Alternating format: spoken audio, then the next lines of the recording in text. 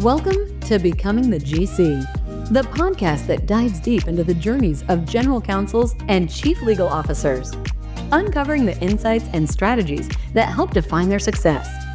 Hosted by Joe Schul, founder of Inside Counsel Academy. We share real-life stories and practical advice from successful GCs, guiding you on your journey to the top. Tune in and discover what it takes to become the exceptional legal leader your organization needs.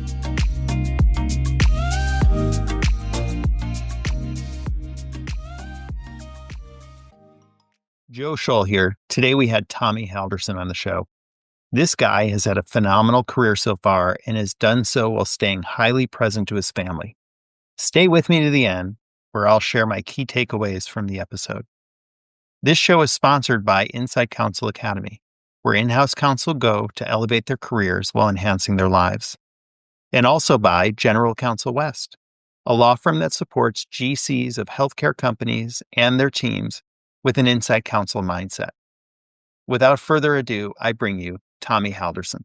Today's guest is Tommy Haldorsen. Tommy is the general counsel of Galardi Group, Inc., where he oversees legal affairs for the parent company of Wiener Schnitzel, Tasty Freeze, and Hamburger Stand. I'm getting hungry just saying that. He also spent time earlier in his career working for the Central Intelligence Agency, unless he tells me we can't talk about that, in which case this will be edited out. Tommy, welcome to the show. Thanks for having me, Joe. Excited It's great. So let's jump right in and take me on your career path. Even take me before that. What made you decide to go to law school? And I don't want to miss the CIA part. So was that before or after? That was before. Okay, start there. Wait, start at college. Sure. So, what really inspired me, I think, to follow law was my grandfather was a judge. He was a district attorney, then a judge in San Bernardino County, where I grew up. So I always looked up to him. When I was little, I'd go to his courtroom. His photo was up on the wall. I thought it was a really cool experience. So I decided very early on that's what I wanted to do. Not really knowing all that much about law, but I decided that was the path I was going to forge. And I tell everyone I didn't find anything that knocked me off that path. And I kind of appreciate where I am today because of it. But so then I went to Notre Dame for undergrad, go Irish, and had a tough championship game, but proud of the team this year. They did well at the end. I mean, there was a little risk it was going to get embarrassing there, but nope, they came right back and they had a good shot at the end. So I was definitely worried it was going to be 50-7 before we know it, but it was a respectable game and I think a good showing. So I went to Notre Dame, and one of those ideas I was exploring of knocking me off my lawyer career path was working for the government. So they had a career fair at Notre Dame in the gym, and there was a booth from the CIA there. And so I loved watching James Bond growing up and Mission Impossible, and I thought, this sounds like a great job. Not really, again, knowing much at all about it. Talked to the folks in the booth, handed in my resume. I mean, I'm from a small town in Southern California, not very exciting, not very well traveled, didn't speak any other languages. So I'm not sure what marketable skills I really had, but they took my resume. They invited me a few weeks later to an interview process in Chicago. So I took a trip from South Bend to Chicago. In a big hotel there, they had a bunch of interviews. I don't really recall the questions in the interview other than coming out of it thinking, wow, I really bombed that interview. And I have no chance to get that job. But I guess there was something I said that was acceptable enough where I was given a conditional offer of employment. So this was in my sophomore year. So it would have been between my sophomore and junior year of college. And the conditional offer is not like a typical conditional offer as you might expect working for a top secret government agency. I'd say, I can't remember the statistics, but a decent number of folks don't progress past the conditional offer because they can't meet the background check process. And that was in and of itself a very interesting experience. I was getting a top secret clearance. Again, this is 25 years ago, so I'm sure all sorts of things have changed. But there was investigators that were interviewing friends and family and teachers, asking all sorts of things. I went through a polygraph process, and I don't know if you've seen the movie Meet the Parents at all, but I tell folks it was actually very similar to that. I thought at the time that I didn't pass the polygraph because there was a host of people that went in at the same time, and I was done 2 or 3 hours before most other people. And it may be that my clearance was different than theirs, but I was done so quickly that I thought, oh, there's no way that I passed this. But sure enough, I made it through the conditional or the background check process. My conditional offer converted to a full-time offer. And this was a summer analyst position. So I was there for multiple weeks during the summer in Langley, Virginia at CIA headquarters. And I ended up doing that the next 3 summers. So it was a really exciting, fun experience. And I was really tempted actually to stay with the CIA and continue my employment there and not go to law school. But I remember having a conversation with my parents and them saying, hey, you've always wanted to go to law school. You go to law school and you can always go back to the CIA if that's where you want to be. So went to law school, didn't go back to the CIA, but have a cool stories to tell folks in these kind of processes. Right. So, yeah. So the siren song of Big Law kept you from going back to the CIA? Well, more like the money bags of debt that I was saddled with after law school that called me to Big Law. Right on. So tell me about that. Tell me about how you went about choosing where to work upon graduation. Tommy went to Harvard Law, so we've heard of that. Yeah. So, and actually, my grandfather went to Harvard Law, which is another kind of reason that when I was a little boy looking to follow in his footsteps, I always thought, Harvard was this amazing, mysterious place. And so the fact that I was able to do well enough in college and on my standardized tests that I was able to get into was a cool experience and idea. But so I went to Harvard Law School. I met my my wife, Melissa, at Harvard Law School. She's an East Coaster and I'm a West Coaster. So we had a little bit of a push and pull on where we were going to end up. So she wanted to stay in Boston, and we interviewed at several kind of big law firms there. I wanted to come back to California, and we interviewed at several places in Los Angeles. And I think it was a dreary February or January Boston morning in Cambridge where Melissa finally relented and said, all right, I want to get out of this cold and let's go to the California sunshine. So we ended up moving to California and Los Angeles. We were summer associates. I was a summer associate at Latham and Watkins. Melissa was at Gibson Dunn. And we lived on the west side of Los Angeles, what was, was recently affected by the fires. And I think our where we lived was about 10 miles from downtown. And it would take us routinely between an hour and a half to get from where we lived to downtown. I think a weekend we came down to Orange County, which is where I currently live. And Melissa and I both looked at each other and said, why are we doing this? Los Angeles, dealing with the traffic, the congestion. I think at our hearts, we're both suburban kids. So, and both of our firms had offices in Orange County. So we requested to move down to Orange County and be transferred down there. And that's where we've been the past 20 years almost. Hard to believe. That's great. And then when did you first think about moving in-house? So, the grind of big law, as I'm sure most people who are lawyers who participate in the big law know, can be, like I said, really a grind. It's difficult being quote unquote on call all the time. And I joke with some of my doctor friends they're on call and that's not a pleasant experience, but at least they know when they're off for the most part. Whereas I felt like a big law associate, you're on call and you're never off. And that got hard really once my daughter was born. That I remember we were at the zoo and looking at all the animals, and I got a call. I needed to jump on some diligence work. And so we had to leave from the zoo, head home to an upset daughter and an upset wife. So I started at that point to really think about going in-house, where I have a little more predictable lifestyle. Again, not always predictable, but more so.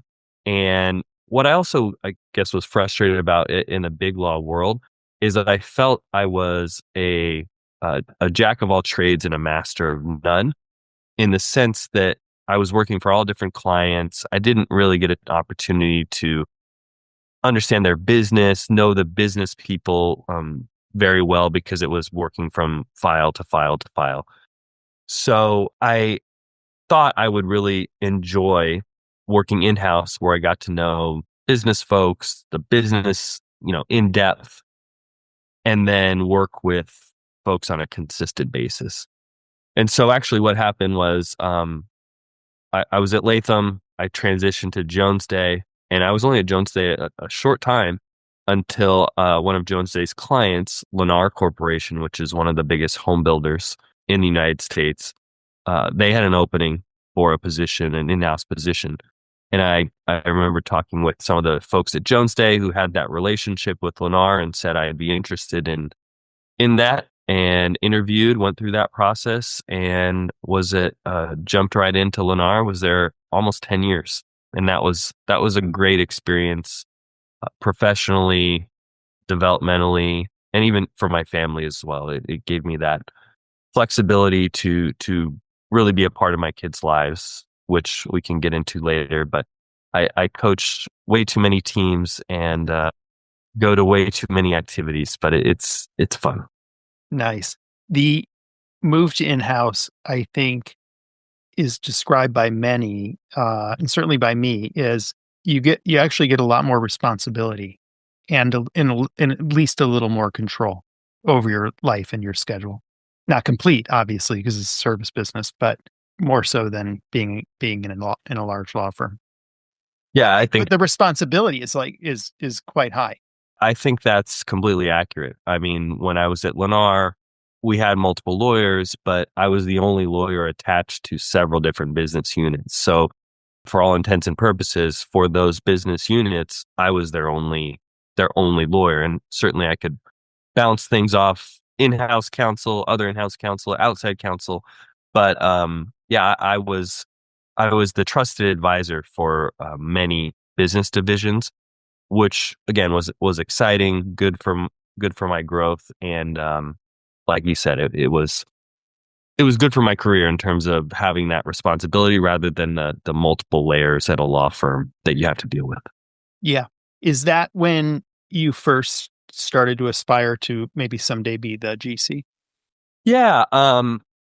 Like I said, effectively, I was the GC for smaller business units at Lennar, but there was always the layers above me. And so I thought working with those folks, that was something that I had always aspired to. I mean, just my career progression in general was I wanted to push myself, kind of realize the pinnacle of whatever I was working on.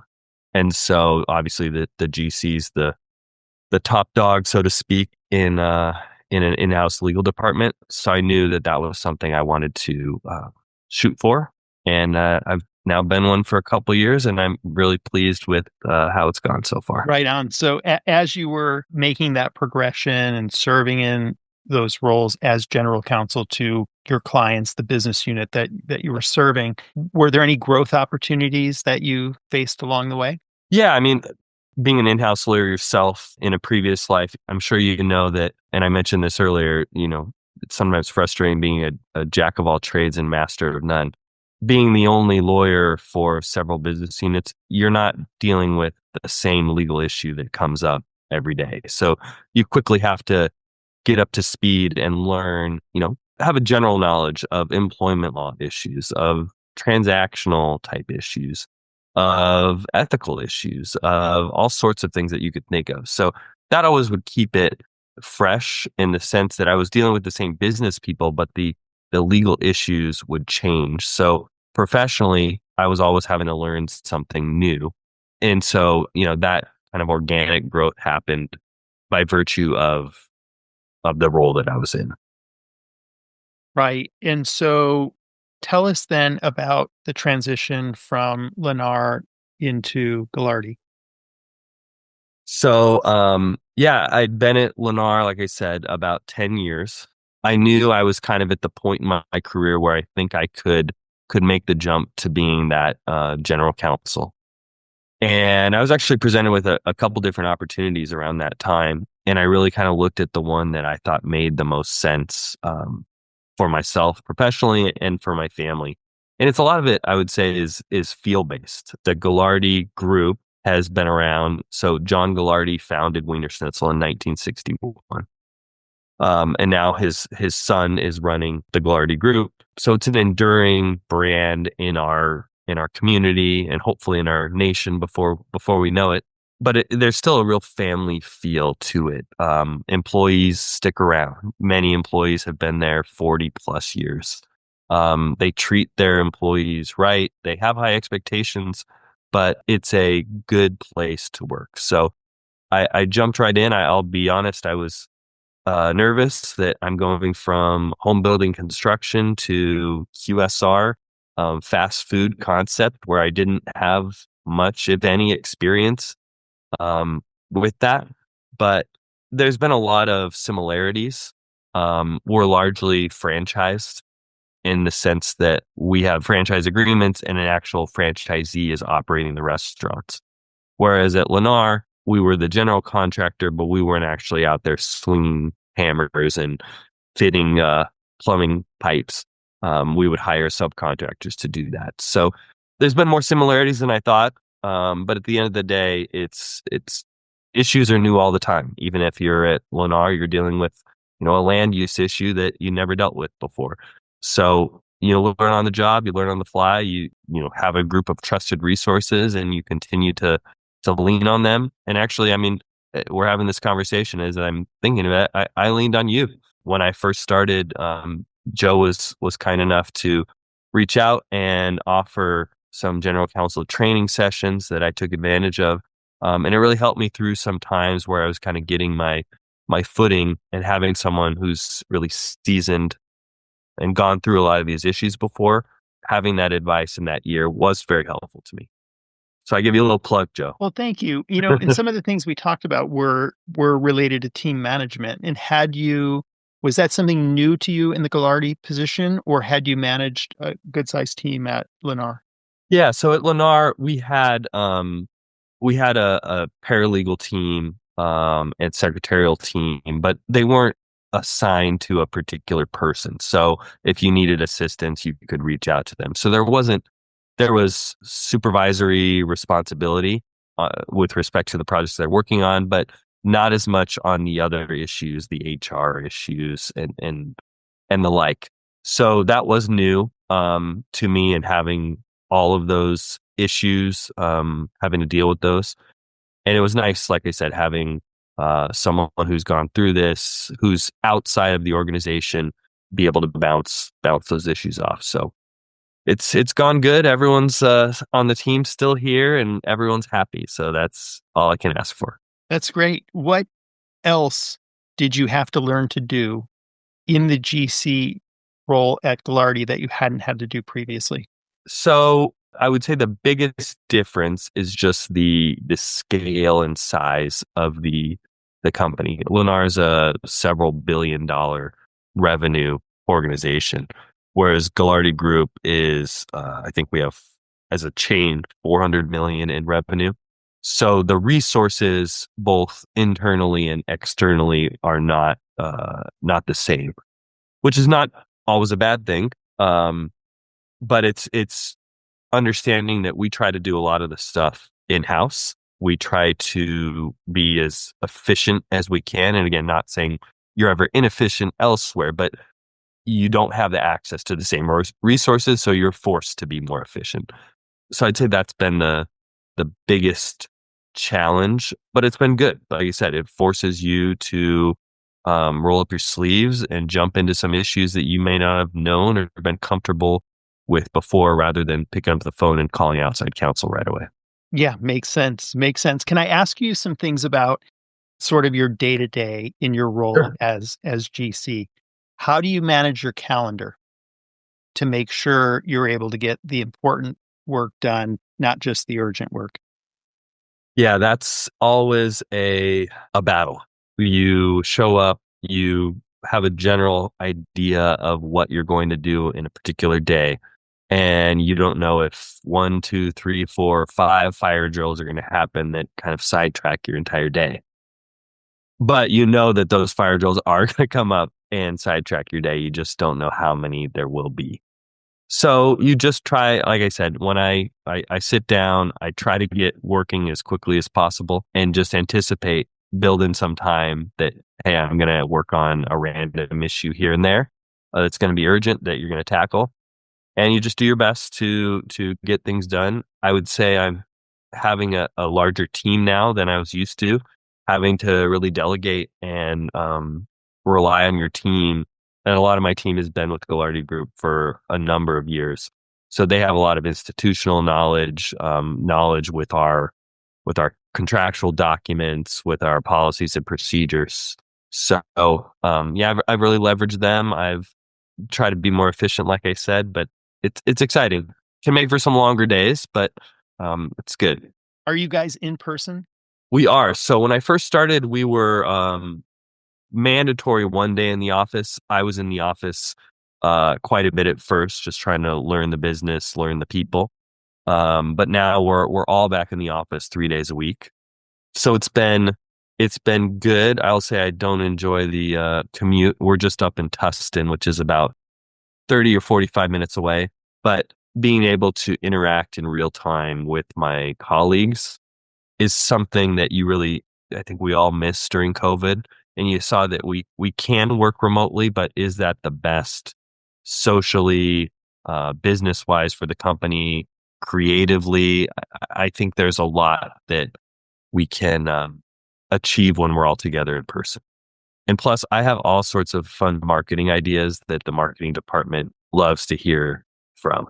That I'd they say wouldn't, unless you scheduled a Zoom call with them to tell them all your ideas, they Exactly. wouldn't get to hear, right? Exactly. Great. Okay. How do you make sure you're included in important decisions? That's a good question. I would say it's always been my goal in interacting with the business folks that not to inject myself where I'm not wanted, but to be wanted. So I'm there anyway. And that's kind of what I've found is kind of a recipe for success.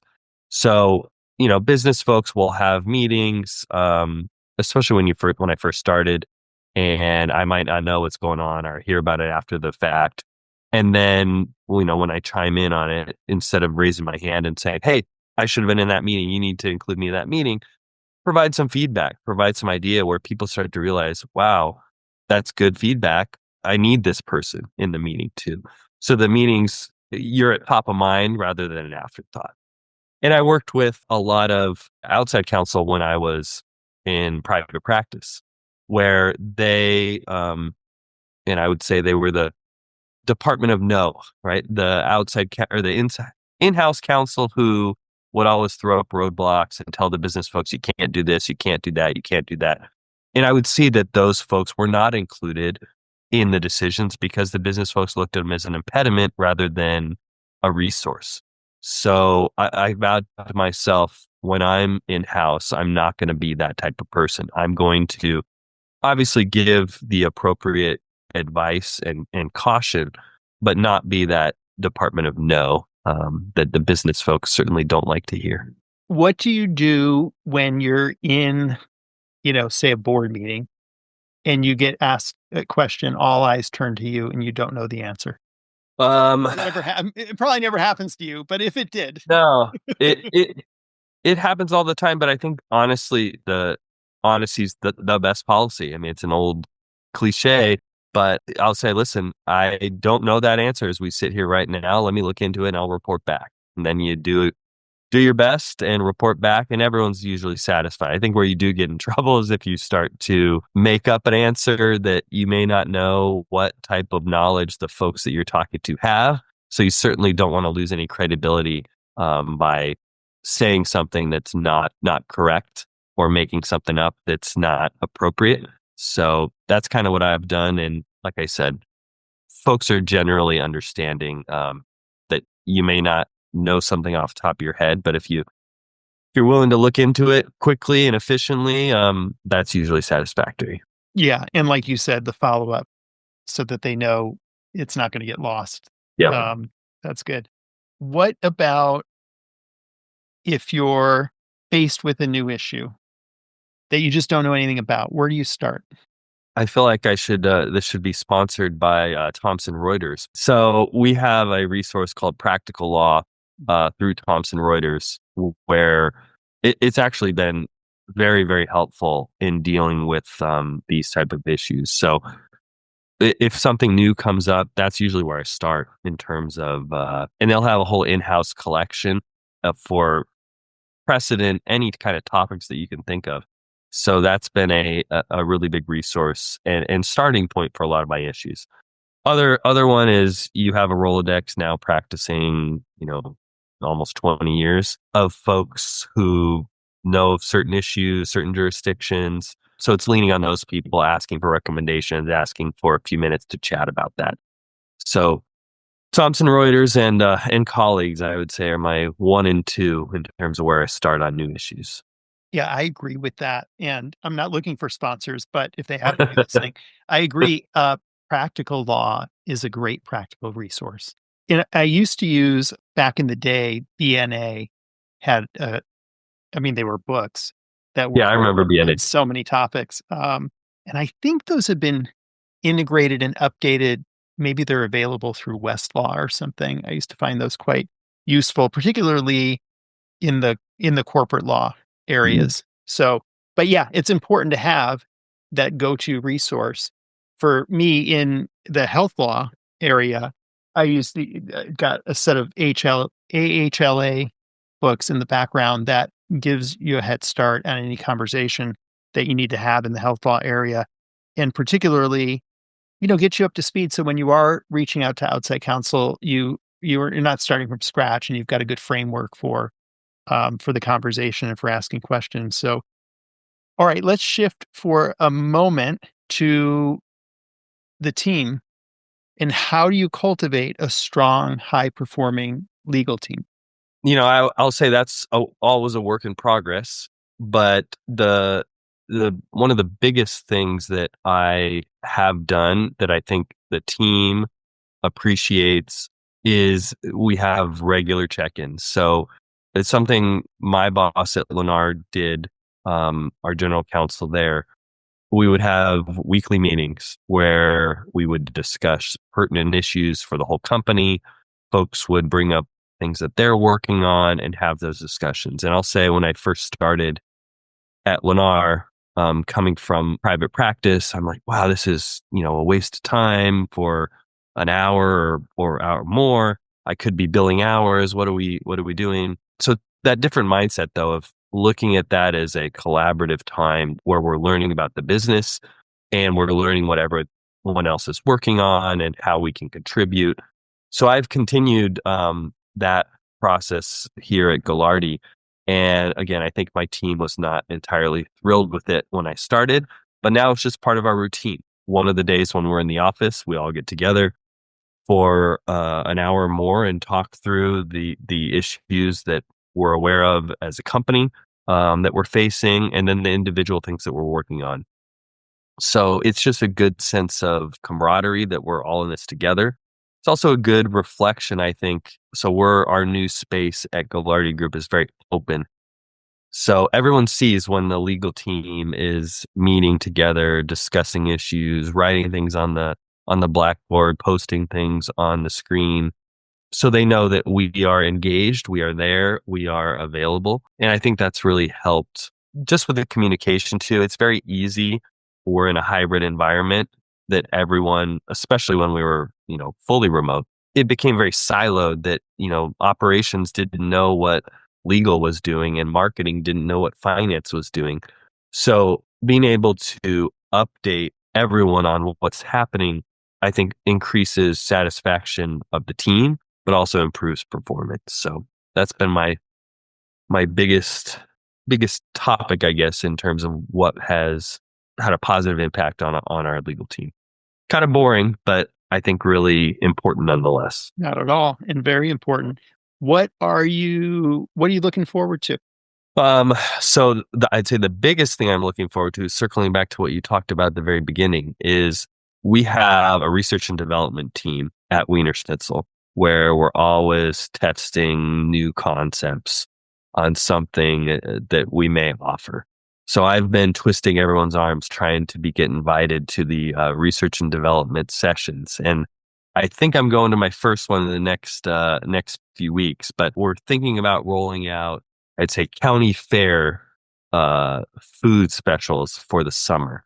So funnel cake, cotton candy, ice cream, all the good stuff from our youth. We're looking into how we can roll it out. So I'm definitely looking forward to indulging a little bit in some of our delicious food in that front. But that's looking forward to with my stomach. I would say professionally, it's really growing the business. Part of the reason that I came over to Galardi Group was JR, who's our CEO, is really interested in bringing this brand to the next level. I mean, we've had a lot of success. We have 350-ish restaurants, mostly in the Southwest. And JR wants to grow this from a 400 million revenue company to a 1 billion revenue company. And to be part of that team is exciting. And it really helps, circling back to what I said earlier, not being the department of no, because we have, the marketing team, the operations team, JR will have all sorts of ideas that the purely risk-averse lawyer may say, no, we can't do this, or no, we shouldn't do this. So it's finding a way to accomplish what they want to do, while giving appropriate counsel, but making it happen with the appropriate guardrails. So we're excited to, hopefully build to a $1 billion revenue brand. Super. Do you get free food? For you, Joe, we will absolutely give free food. No, but we do have a pretty strong, and I mentioned it earlier with the Galardi family. It is a family feel to the company. And one of their big mission statements is serving food to serve others. So it's very involved from a charity standpoint, usually in the local community here in Southern California. Yeah, I've seen them. Right. Yeah, we have a wiener wagon, we call it, and we have a food truck where we will drive to various charity events and give away free food. We were just over the holidays at the called CASA. And I don't know as we sit here right now what the acronym stands for, but it's Advocates for Children who are in custody through the court system. And they had a big Christmas event for these kids, and we were the serving food. So I was out there serving hot dogs, serving chili dogs, serving fries, and doing those little things. We as I think a society and as people don't do enough of that, don't give enough.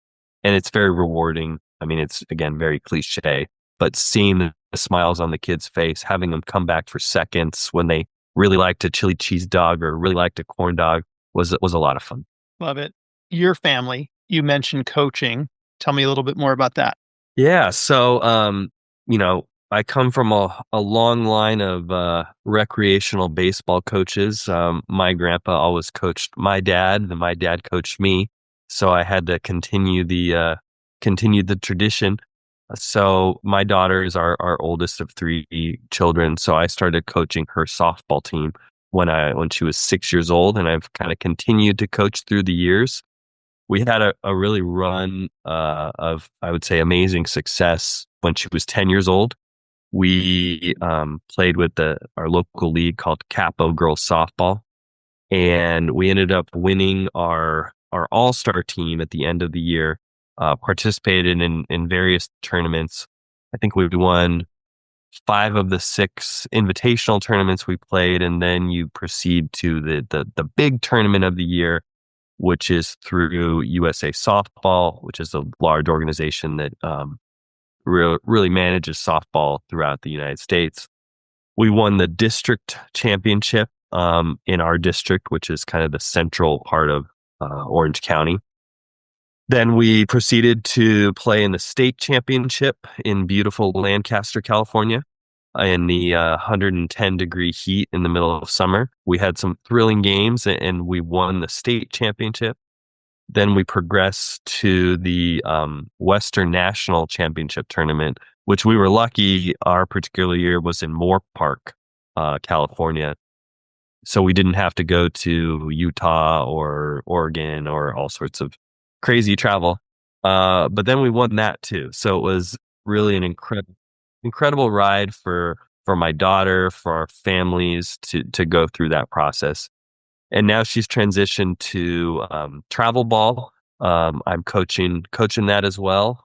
And we've had a good team, a good run. We're still doing well. So it's fun and it's exciting again for all of our family. And I also I help my sons too. Obviously coaching my daughter has been a big commitment, but my sons both play baseball as well, both on the Dodgers this year, which I'm very happy about. And so I'm going to be helping both of their teams as well. Love it. You're hitting home runs in every area of your life. So, but I'm going to ask you anyway, if you could give one piece of advice to your younger self, what would it be? That's a good question. It doesn't always feel like you're hitting home runs because, life is not always easy and there's always challenges, professionally, socially, financially, everything that you can think of. But I would just say at the end of the day, trust yourself, trust your judgment. It gets you trust your intuition. There's times when you're faced with something and it doesn't feel right. And it probably isn't right if that's the case.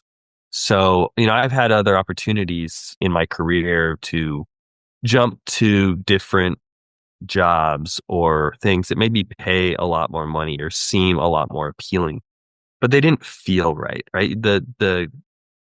Just something wasn't quite right. If you look at the pure dollars and cents of things, you would say you made the wrong decision. You should have gone there or there, but it didn't feel right. And really that's something that my wife has told me, that you got to trust your intuition.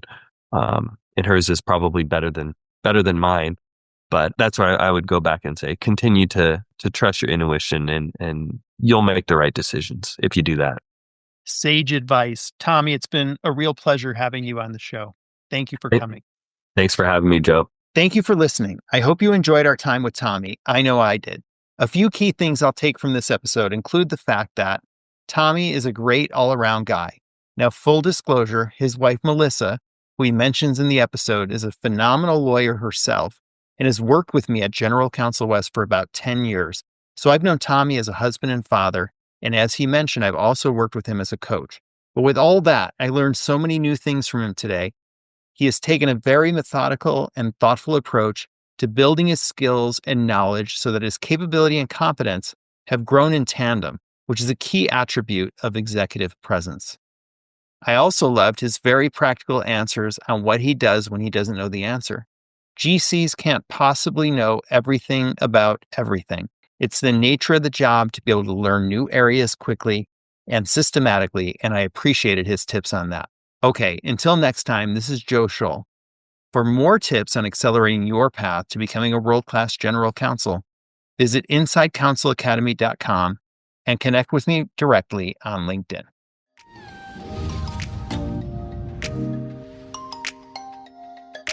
Thank you for listening to this episode of Becoming the GC. Whether you're preparing for the GC role or looking to sharpen your skills as a sitting general counsel, we hope this episode offered valuable insights and inspiration. If you enjoyed the conversation, please subscribe, leave a review, and share it with your colleagues and friends. Explore more resources and join our community at InsideCounselAcademy.com. Please tune in next time for more insights and inspiring stories from successful legal leaders.